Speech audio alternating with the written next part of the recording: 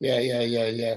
One of the things that you were famous for, outside of winning all those races, was your epic efforts on the ergometer. What was it that attracted you to doing the sessions? Because I think Hamish used to go off on the bike, didn't he, for the afternoon session? You used to go and train on the erg. I just got to a point, and it progresses like any youngster out there will know. I think Noel gave me after Rio like a spreadsheet of all my 2K ergs from like when I was first in the program in like 2000. And he goes, here you go. And it's like this. And it's like, holy shit, that's what I did in 07 and 08. And so you saw them, and you see some that go really slow and then got quicker and quicker. But I just got faster and faster and faster. And, by the time when you're trying to make sure that you don't get asked about selection, if you want to be number one, what do? You be the fucking best. And so I was just like, I'm going to be number one on the machine. So, my PBs are 41. And of course, I was just trying to hit like 42s, 43s, whatever, because I knew that if Hamish did it, like if he was, because a lot of times, like he'd be like, I just don't want to bust my back. I don't need to prove anything. So he never really, like he'd do other stuff, but not that. Then the next person would be struggling to break 550. So you're just looking at it going, well, like there's no way you'd ever not be selected. And just that's how you started off. Even like when we're in the 4, it's like I need to be at the top of the list, because if you're not selected, you can't go and race, so you've got to be the best. So just subsequently from that, we always did good time on it, like our 20K was just bread and butter. Push as hard as you can at 20 strokes a minute and just see how low, keep your heart rate in check and just go for it. And so that got faster and faster and faster. And it was just like, wow, this is quick. And then you do like, Dick would say, oh, okay, I want you to do, at 5K at 20, 5K at 22, like 20, 22, 24, 26 or whatever. So it'd be like, shit, okay, this is quite hard. And then you just all of a sudden you're like looking at it going, man, I'm holding 28 rate, for 5K. And I'm sort of holding mid 130s. You start going, shit, that's quite quick. And then you do the math and you go, oh, that's actually a 15:35K at the end of a session. You're starting to go, okay, I'm going pretty quick. And so you're just subsequently going to look at the records and go, oh man, that's not bad. I think I can do that. And so then it just helps you with your motivation. And so you just find something that's going to motivate you and tick you along. And especially with us, we're just trying to build the mile. So by the time we get to December, we've only done one race, which normally we'd either be in the singles or something like that. And so I had to find something that was just going to make me really push the training period. And so Dan, I'd say to him, look, let's have a crack at that, or the half marathon, or how about we have a go at 10K? And then he would just plan it. So from Josh's question before, he'd just plan it for like 4 weeks, and there'd be like 2 sessions a week that would go as part of your training. And they'd be a full high intensity, like we're going to adapt to physiology. So when you get to do your piece, you should be on game. And that's really just what happened. And then of course you go into it and you go, right, last session before we knock off for like 4 days or 5 days over Christmas, and then, build it back in. It's like, right, let's do it, and so you bash out. And like, I knew that someone would get both of them, and I knew it would have to take someone like pretty good, and to see Conlon McCabe, he just broke the half marathon record that I had, and he did it quite well, like 40 seconds or something quicker. And I was just like that, holding, I was bang on 136 flat, and he was like 135 and a half for an hour and just over, like just an hour and 7 minutes or something. And you're just like, that's fast, and you've got to be fit, and you've got to be efficient, and you've got to be good to be able to do that. And so that's really just what you've got to try and do. Like you're the fastest person that's ever covered that distance. So of course you just like, if someone else thinks they're like good enough, like, come on, man up and give it a go. And so there's a lot of people out there that'll be like, oh, I'll give it a go. Yeah, I reckon I could beat them. And you're like, yeah, they could beat them from that country. And you go, well, come on, like it's hard. And like, it's not something you go into lightly, because if you fail, you're in a world of hurt. And nobody in rowing, and all the top guys like myself, you ask anybody, if you go in to do something, you never ever stop, and so if you're behind, you're not just going to go, fuck it, I'll just do it. No, I'm not going to make it, because you don't want people to know, oh, so and so attempted your record and they couldn't do it. What does that do to your mental skills, and your mental like courage going forward if you do that? And other people knowing it, they'll be like, yeah, you gotcha, and that's, there is a psychological thing with that at the same time. Because, you know, if you can get into someone and you can just poke them a little bit, that's really going to help push people along. And that's really what it was with us, is just do it so that you can show people, like, you got to be good to come and race us, you know, and you're always trying to find that advantage, because like, we're always just trying to win, you know, and you do what you have to put the odds in your favor that you're going to win. And if a lot of that comes under people not having the confidence to go, you know, oh, I think we can beat Eric and Hamish today, unless they know they can do it, it's still in the back of your mind, like, we're probably not going to beat them today. And when you're behind, instead of you going and just like taking the bull by the horns and going for it, you just succumb subconsciously to the fact that you're going to get second. And so that's really a lot of what this stuff was about, was when you got dive deep into it, you want to be like, that's, you know, people put things on social media and stuff for people to go, far out, holy shit, you know, like, look at it. And of course, so when we'd put sessions on there, you know that your competitors are looking at it going, you know, like, I think probably one of the most impressive ones that I ever put online that I did, it was started 2016, like Olympic year training. Like, I did 4 2Ks with a 3-minute break in between, and they were all sub-6. They were all 5:59 on the dot. Whoa. And so, like, I remember doing that, and Dan had said it, and he goes, I've set you this hard session today, I don't reckon you'll do it. And it was four sets at like 6:04, because it was like 1:31 was our pace that we were working on and all this other stuff. And I said, mate, I could do these like sub 6 minutes. And he goes, oh, if you do, I'll buy you a beer. And I said, deal, should we do it? And he's like, yeah, I bet you can't. And of course, he said, I can't do it. So what am I going to do? I'm not going to let that happen. And so of course, the third piece, I remember finishing it going, I think I'm broken. Like, I don't think I can finish this next one. And I could see Dan, and he was just like almost laughing, going, there's no way you're going to do this. And then the next piece, I remember going through the K in like 3:03, and I was just like, nah, I'm going to do it. And I just put the gas down, about 600 to go. And before that, they'd all been pretty controlled rates, like say 36, and just tap it along. And this is like 38, 39, just going for it. And of course, when it finished and it flashed over like 5:59, I was like, done it. And of course, I remember putting it online, and you just see like hundreds of comments, people just going, you know, I wish I could do that for one. And you're like going, you know, I did them pretty quick. But that was the level that we put ourselves at in training, you know, and when you look back on what you had to do to get yourself there, like, that's, you know, and any athlete will tell you it's a year upon year upon year of just keeping on pushing your boundaries and your benchmarks higher and higher and higher as much as you can. And it will put you in those positions. Yeah. Josh Butler's got another question. You know, please do come in with questions if you like to Eric to answer them. But did you ever play around with the rig of the pair? If so, what did you do? Oh, we had one go. We had one go with me and Stroke, and it was fucking amazing. It was so fast. We would have smashed every record. So I know you've said it before on something. I can't remember what I was listening to about. No, I think it was one of the races. It was in 2016, and like, a lot of people don't realize, like, we raced Rio in like a 3-year-old Empacker. Like, we didn't need a brand new one. You know, we tried carbon riggers. Hamish got us all back, you know, so we just went, no, we'll just keep what we're doing. And funnily enough, this is another story. I don't even know if it was in our book. So we raced, and I think you might have mentioned it something, at Lucerne. You mentioned it, Munich. I think I remember back. In Lucerne, the Czechs raced in our pair, and they qualified. I think they qualified, whatever it was. And then they raced the World Cup in it, and we had a brand new boat, and we were racing it, and just Hamish just didn't like it, just didn't fucking like it. And so then we got Rainer to bring it to a training. Where were we training? Wherever we were training, maybe in Sursay, and we did some pieces, and Hamish goes, nah, we're taking this one to Rio, ring up Rainer and tell him we're not having that new boat. And so literally we had to get our manager to drive, because the containers were like leaving just after Lucerne.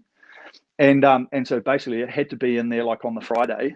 And so we put it in the container and we sent it, and then we trained for the rest of the period in the other one. And it felt okay, but it was just too stiff. Like, we just didn't like the vibration you got from it. We just liked that little bit of give. So we took all the carbon off, and we put like steel foot systems in, wooden. We put like wooden seats back in. We put wooden back onto the aluminium riggers, and just put everything back to just that little bit more feel and softness, and trained a lot better with it. And yeah, and so then subsequently when we turn up in Rio, like pair that we'd use the whole time. In terms of our like setup, we used 377 oars the whole time, fixed handles. We never ever changed the length, never ever changed the inboard. We played around a little bit with a pitch. In the end, we actually put a bit of lateral pitch on our blade so that at the catch, you get a really good lock on for Hamish.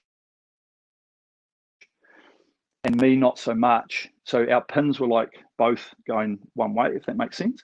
So at the finish, I would hold it in a bit better than he would. And so I could control the finish a bit better, but it allowed him at the catch to get really good lock on before I could. So he would have like, say, 6 degrees at the front, 9 in the middle, 12 at the finish. And I was like the opposite. So I was like 12, 6, 9. So I'd get a little bit better around the finish and stuff like that. So we played with that, and we actually found, and it may sound minimal, right? But it actually made a really big difference to like the way that we rode. And in terms of our height, we actually rode really low. So we were like 160, but we packed up our seats so that we would have like 275 off the water. So we wanted to have nice and low here around the finish and have enough height off the water. And then it would just give you a really good angle of attack, like to the actual stroke. And so, you know, you see a lot of people rowing and it looks like they're rowing way up here. Whereas if you look at a lot of our stuff, it's really flat. And so it just allows you to like hang under the armpits, not be like up in here or anything, and just be long. You know, like Drew had an amazing stroke and style, like him and James, but they did look like they rode quite high because, you know, they're that old style, like right up, sort of looked like they were really hanging quite high. Whereas we just wanted to hang real low and just keep it real flat. And so that's basically what we just became accustomed to, just having it at that low stuff. You know, we just rode, and I it sounds sort of stupid, but you know, everybody just gets into a thing, and like maybe we should have had a play, but everybody just gets into like, this is what we're always been rigged at, and we'll just stay at it. You know, oh, this is what we did back in the 80s, and we just changed it because everybody else has it one length. You know, and so I'm pretty sure we would have had a lot of the coaches and everyone at the regattas going and measuring up our oars and measuring up the boat, and probably sometimes going, is that 160? Are you sure? Like, are you sure that's the height? You know, because they all sneak around and they get to take music and shit out and have a good play. Like Noel does it all the time, and he does it blatant. And of course, so I'm sure a lot of times people would have gone, because at one stage Hamish was rowing at like 155, real low. But what he wanted was because he just felt like he just needed it low to just get as much power on behind the blade. And that's why we'd get a little bit of water up the shafts, but we were sort of like, well, okay, everyone teaches you not to have the water up the shaft, but what if we're getting water up the shaft and we're still going fast? You know, so it just sort of became the process of what we were doing in terms of the rig. And we just left it that way. So, you know, feet basically stayed in the same position the whole time. We just, you know, it took us a little bit of time to find it in the first couple of years. And then all our measurements, and the great thing about Impact, like when we did get like a couple of ones, like when we come from overseas, you know, everything had been taken out, fully cleaned and buffed up and stuff. So we've just put everything back in. And from what we had in New Zealand to what we had in when we went overseas was just millimeter accurate. And we just like measure it, bang, that's it, get in, and we could just race. You know, you didn't have that new boat, or is it going to be exactly the same? You know, do we need to just pull it back on the gunnel or that type of thing? And that was really what we did. And we just found something that worked as well. And we just never changed. Probably one, it does amaze me. You know, I do this stuff with concept too. And I don't know how many people have got into it, but we rode with an oar. I don't know if you've heard of them, the low eyes. So they're a low inertia. They're called a low eye. Yeah, yeah. So the Danish lightweights use them, and we use them. And honestly, I sometimes sat there, you know, and now I'm retired, I can bloody just tell everything and all the secrets, because like I'm sitting there sometimes. That's probably a little bit why we used to rate quite high as well, because it's a lighter oar. You know, it's about 350 to 400 grams lighter. And so that makes quite a big difference. Okay, like with the change in direction, but it's the same stiffness. So now all of a sudden you've got a lighter piece of kit, and it's stronger. It's about as strong, like it's pretty strong, And we were just able to move the hand so quickly with the inertia. So that's why it's called low inertia. And all of a sudden we were just zooming along. And I remember coming back to like club stuff, getting with an old oar, going, how do you hold on to this lamppost? Like it was horrendous. And it'd be really, really difficult. Both Hamish and I would basically take our oars and go back to our club to row like in the 8s and the 4s and stuff. And we'd take our oar because we just couldn't use the other one. And I just found it so smooth and so free and everything. And I was just like, why has nobody else like tried these or clicked onto them? And, and I know you can't just buy as many oars as you want to try them, but like there was a few people using them, but not many. And subsequently, like, man, I loved it. Like we got into those like 2010, 2011, and we just kept, and the same thing, like we never had to go and get brand new oars. We just used the same ones that had like just worn in. And so you were good, it was the feel. It was just being able to get in there and know what you were using and away you went. So that was, that's probably the one thing about the oars. It was really like weird that nobody else had really sort of, it wasn't everywhere. Subsequently now, as the trends go with everything, everyone's gone to a skinny blade, like skinny shaft and stuff like that. But you still don't see a lot of like the low eyes. And so maybe it jumped to technology and we were just ones that jumped on board with it, and now it's somewhere else, Eric, talk to me about you in the single and racing Hamish in the single. I enjoyed racing the single. I hated training it. I was terrible. I think I remember listening to a Pete Reed's podcast, I think on Rower's Choice, and he might have been, it was a podcast with someone, and they were just like, yeah, we did the singles, but I just hated it. Like I think the reason was I just wasn't good at it. Like there's people that are good in the single, and then there's people that aren't. And when I mean I wasn't good at it, Hamish and Mahe and a couple of the other boys would just row away in training, and you just couldn't keep up. Like they're holding one or two splits quicker, and you just can't keep up. And so you just become accustomed to the fact that no matter how hard you try, you're just not going to keep up. And so you give yourself a bit of a head start and try and hang on for as long as you can. And when you're in a big squad setting, there's like 10 singles on Karapiro, you're just like, you know what, I'm just going to try and beat so-and-so, so-and-so, so-and-so, and I'll get home, and that was just what you became accustomed to. But in terms of racing, I always had one good race in me. I like, one where you go, you know what, I'm going to fly and die, literally everything out the window. And so the 2012 year was when Bondi was a bit injured and we raced North Islands, and I was racing Mahe, and it was rough as shit weather, and he like went through me about 500 to go, and that's what he's always done. That's basically where I get caught. And so he was just like all relaxed, and I got to like 300 to go, and I went, nah. And I just put the foot down, and I raised, like I was rating like 44 or something like that. And I passed him on the line. And he just was not happy because he didn't, not like he just didn't realize that I was going to like do that to him. And just literally, he was just thinking I was going to roll over and be like, oh, well, I got second. Don't worry about it. But I was like, nah, like that. And so I just went hard. And of course, probably because I caught him out, and then everyone's like, oh, and then, you got a bit of media and they're saying, oh, shit, you're getting beaten by, so you don't want to be in those situations, but it was all fun, but in terms of training against him, like Mahe was in a world of his own in terms of training speed.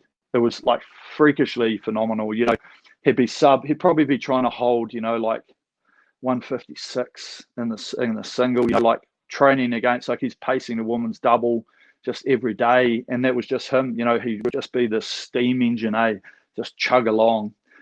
And then Hamish was the same. Like Hamish was just a freak when it came to like the training and his aerobic ability, and that just helped him with like the single. And so he was really quick for a few years. And I said to him, why don't you, buddy, give the single a go? But he just knew, I think he knew that he couldn't have gone any quicker.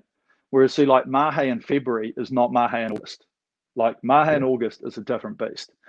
Like maybe not so much now, I don't know, because he's getting older. But when in the heyday, around that sort of 2011, 12, 13, 14, when Mahe was fit in August, and then when there was Mahe fit in February, he'd still probably be winning in February, but he was like in another league again. And so even though you beat him, Bondi's like, I don't think I'm going to get that much quicker if I ever win in the single. And I just don't Like, I think the training, to be honest, in a single, mate, I couldn't do it, eh? I take my hat off to every single sculler out there, eh?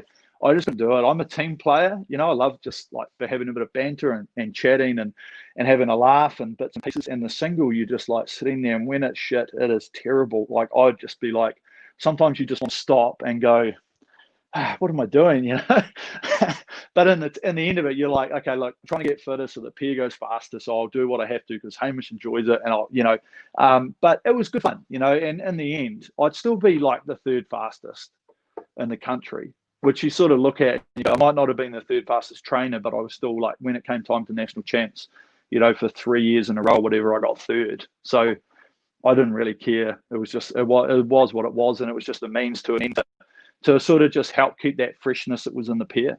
Yeah. One of the things that strikes me, you look in pretty good form now. You know, we have talked about the problems of athletes leaving, you know, top class competition or life in sport and making an adjustment. How have you managed to sort of transition or not? How's that going with you? I personally believe, and like, I was just lucky because, you know, before I made the team, you know, we were in the old school, I would say almost amateur. You were working for your living and you were training for rowing, and you could still do, and like, you had to, because we didn't really start getting like full on funding until like 09, sort of, even just before that, maybe 08, 09, 10. So even before that, you had to be producing results. So if you were like new in the team or you weren't getting results, you're getting like, oh, here's like 25 grand a year. And you're just like, man, that's nothing. You know, how am I going to live on that? And so you had to work. And like, some people would study and get allowances or, you know, student loan bits and pieces. But I was working for what was a boat building company here, and I went into management of it, bits and pieces. So when I actually called it a day, I already had them saying, hey, do you want to come back and do stuff? And it was public relations, bits and pieces. So I'd had the skills, I'd done study at the same time. So in my opinion, to the athlete that's coming through that wants to make a career of it, you can't tell me, and looking back on it as well, like, you waste a lot of time. And I know rest's really important. And I know this gets really deep because ultimately the programs, and there's so much talk about bullying and pressure and stuff, the program doesn't want you to be doing anything else because it's going to affect the program. Okay, but we need to be actually doing stuff outside. So if you were an athlete and you're studying accounting or whatever, and you go, how about I go and do some internship somewhere, and you go and you work for them for 5 hours a week. If you do 2 Olympic cycles and you do maybe an occasional week on, week off here where like you've got a break from rowing, all of a sudden you finish and they're like, hey, do you want to be a partner in it? Or, you know, you might win. And then they're like, hey, you know, do you want to work at a bigger firm? How about we move you to another section or whatever, and you can come and work in the environment and all of this. So you've actually had like 8 years of experience, where a lot of what happens is you leave sport, let's use a round number, as a 30-year-old, and you've studied, you've got a degree, whatever it might be, you've no work experience. You go back to where the university leaver comes out at 21. Yeah. Okay. And you're 30 years old, and then you've got this 22-year-old as your boss telling you what to do, and you're like going back to being on like a medium salary, which I don't know, in the UK might be say 30, 40K or maybe 30,000 pounds or something. And you're just like, fuck, this isn't much, you know, like, and it's not like you're expecting going, hey, you know, I was earning really good money with sponsorship and stuff when I'm rowing. And you just expect to walk into another job at the same pay that you were getting from the government to be able to row. You're probably dreaming. Like, we at the top level, we were like getting reasonably good money. And so, of course, like enough to get by and pay your mortgage and bits and pieces. And then all of a sudden, if you leave and you just think that that's going to be handed to you on a plate, that's where I think that just a little bit of reality check needs to happen. And so it's just people realizing that if you don't do anything while you're doing your rowing, you're going to come out of it where that person 10 years ago, you've basically just done 10 years of something different, and then you've got to go back and start in the queue. You know, you can't just go and fit straight into middle management or top management. You've got to start at the bottom and work your way up. You know, you might get a little bit of a foot in the door, but I think that's where a lot of that athlete stuff comes from. And yep, everybody as well is different around like their focus and what they want to do, and just their mental, like, did you leave on your terms? Did you just get cut, or did you get injured that it finished? All of those facets have a massive play on how you feel as an athlete as well. Yeah. How does it work with you when you get on the rowing machine now? I mean, how do you work out the numbers that you're doing? And well, see, I'm really lucky because I started working with Concept 2 here in New Zealand, and I'm working in business development, so growing the business and bits and pieces. So we're just doing like the skis and the bikes, and we're doing everything. So working in that space. Plus, I work with a sensei who does the rowing app, and so it connects with Concept 2 and stuff. So of course, we're doing a whole lot of coaching stuff with that, and it's really cool. Like for the general public, the connected coaching that it gives you is amazing, and we want to ramp it up, and I want to put a bit more like higher stuff in there for sort of the middle person trying to get a lot fitter or a lot faster or trying to set some personal targets. So that's all in the pipeline as well. So that's sort of been my main gig. And the hardest part is I get on the rowing machine and I'm not doing too bad in numbers. Like, well, compared to what I was, they're pretty terrible. But you're sort of trucking along going, oh, it's not too bad. But of course, I've got to talk at the same time and you're filming all the stuff and bits and pieces. So it's a little bit harder than just getting on and training. But I know how good the rowing machine is for fitness, and you can jump on a bike and there's just so much ways of definitely around mental health where exercise is such a big issue. And if you're just beating away, you're getting a sweat on and you're really enjoying what you're doing and just like getting the endorphins going, I think that really just helps, like not just us, but everybody, and if you're just sitting at home doing nothing, you can't even go outside for a walk. I reckon it really does play on your mental health. And I think that's why you'll see so many people just going to gyms or getting CrossFit or, on the bikes or the rowers or whatever they have to do to get fit, because it is a really important part. And I guess as an athlete, when you're at full competition, you don't really see that because you're just like, hey, I'm rowing as hard as I can to win some shit. Whereas everybody else in the world is actually doing your sport for like a bit of enjoyment and fun to keep fit so they can have takeaways on a Saturday and drink half a dozen beers. Like that's what they do it for.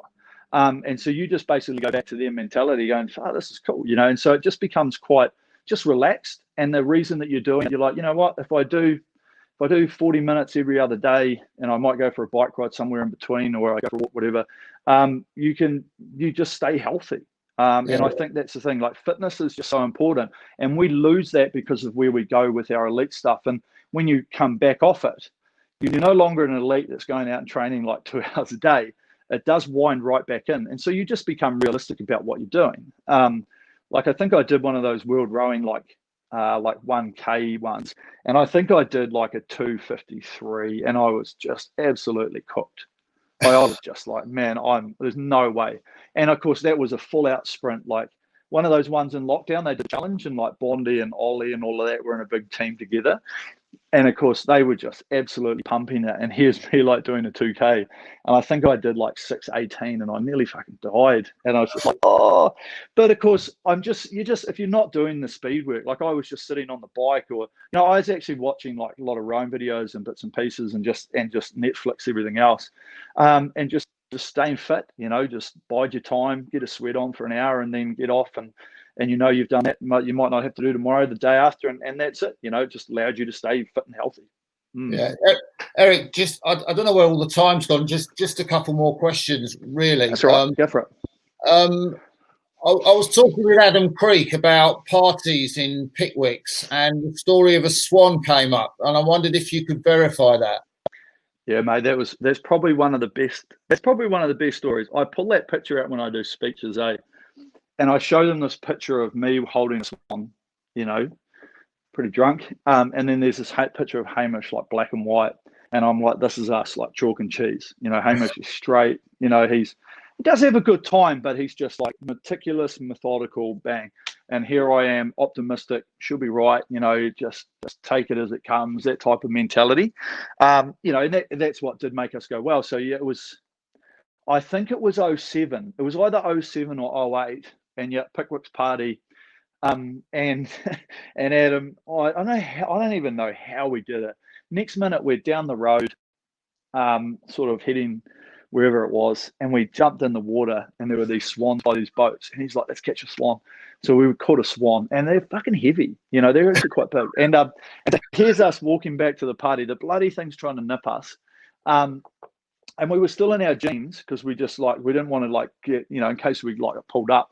And next minute we brought it back to the party. And of course we're walking down that alleyway beside the river to like Pickwick's, and everyone's just like, what the fuck? And then of course we just took it into the party. And of course a lot of people hadn't seen it. So we'd literally come up behind their head with the Swan's head, and they just shit themselves. They like these couple of American girls, and they just were like, ah!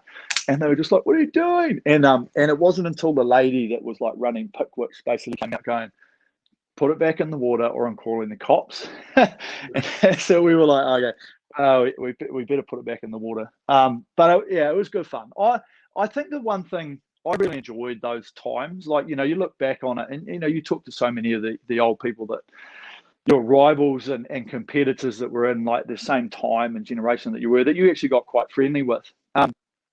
And you had to have good fun, you know, like, I think if you take things really seriously, there's a difference between like super, super serious and then serious. You know, you've got to take it with a bit of reality.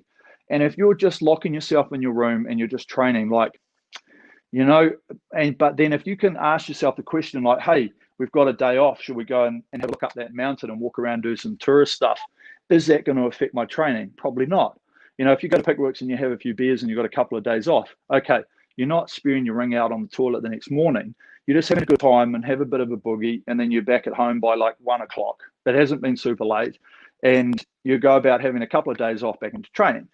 And so that was my jam. Like, that's what I enjoyed doing. You know, and if you don't do that stuff that you enjoy, like, you know, why are you doing it?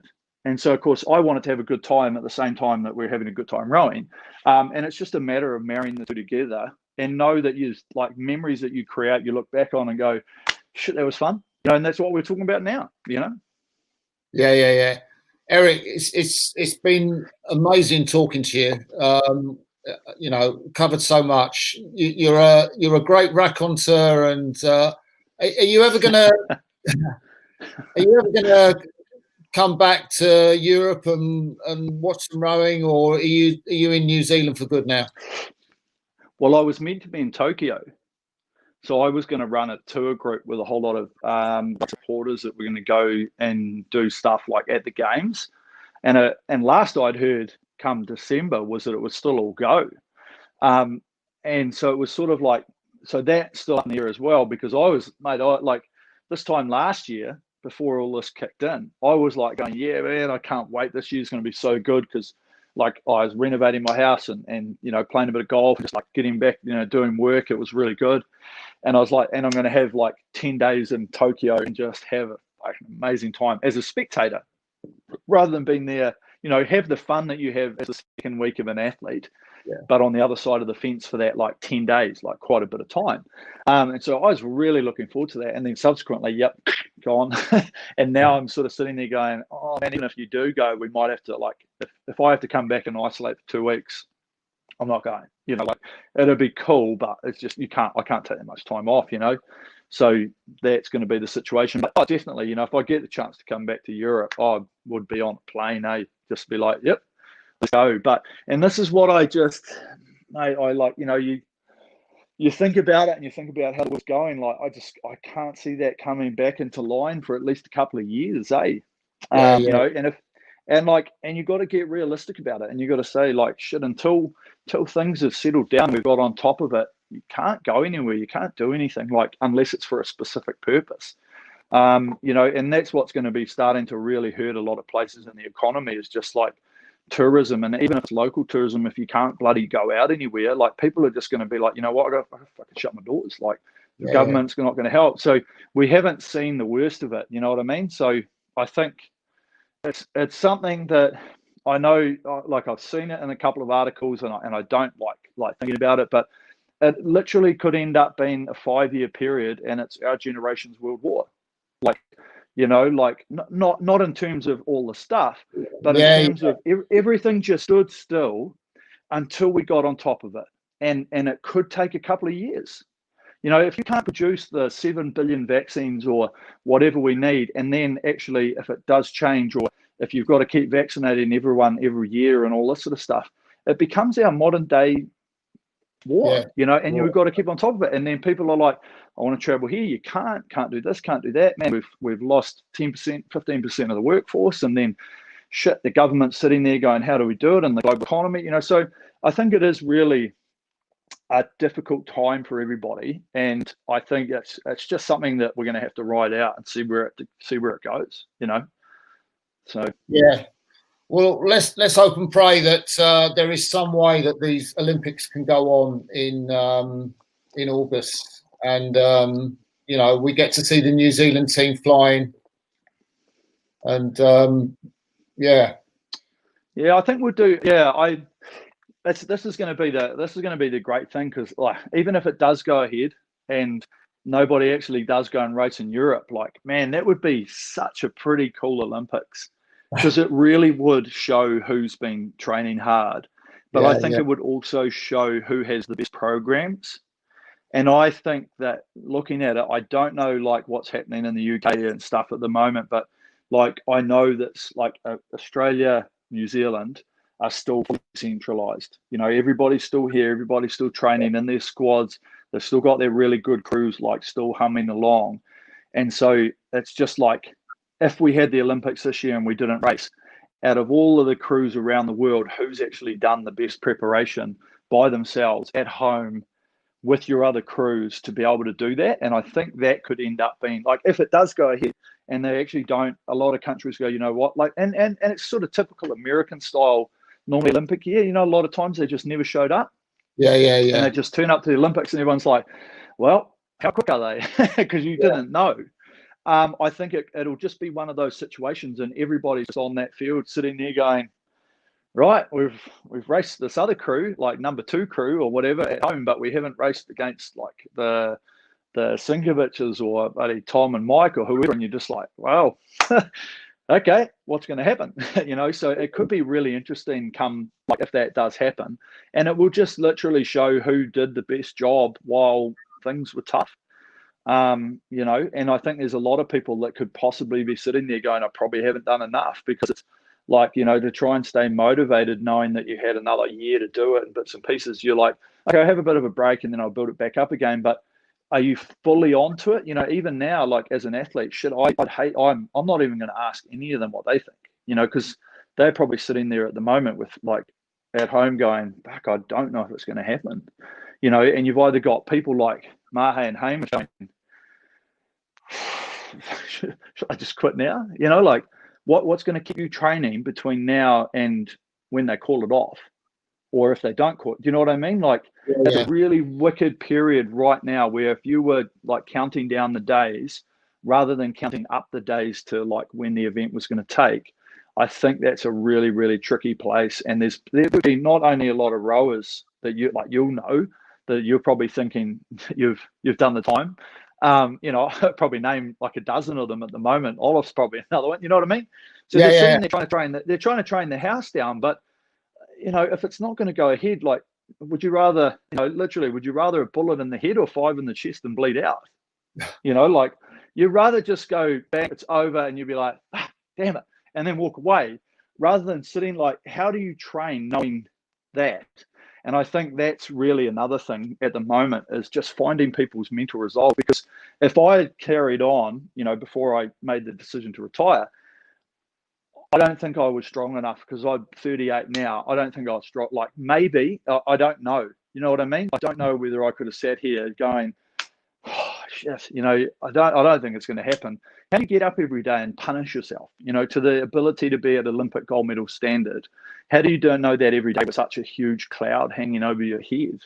You know, it would be so difficult. And I do take my hat off to all the athletes out there that are sitting in that limbo now and have been since like, April last year, basically just wondering if it's going to happen, like just trying to train with like, what's your purpose, you know, like, so, you know, I think that's going to be a real telling sign if it does go ahead, of the people that were allowed, like the people that were really, really motivated by it and the people that were really hungry for it. And then, you know, a whole lot of other people were just like, I couldn't get myself together and I just let myself down, you know, so. Okay, Eric, we're going to end the live part of the broadcast there just to say thank you very much. You've been amazing. You've got such a great raconteur, so many brilliant anecdotes to tell about the world of rowing, and no wonder everybody misses you and misses your presence around the boat park. But thank you very much, Eric. Oh, mate, of course I do. Of course I do. Thanks, Mark. It's been fun.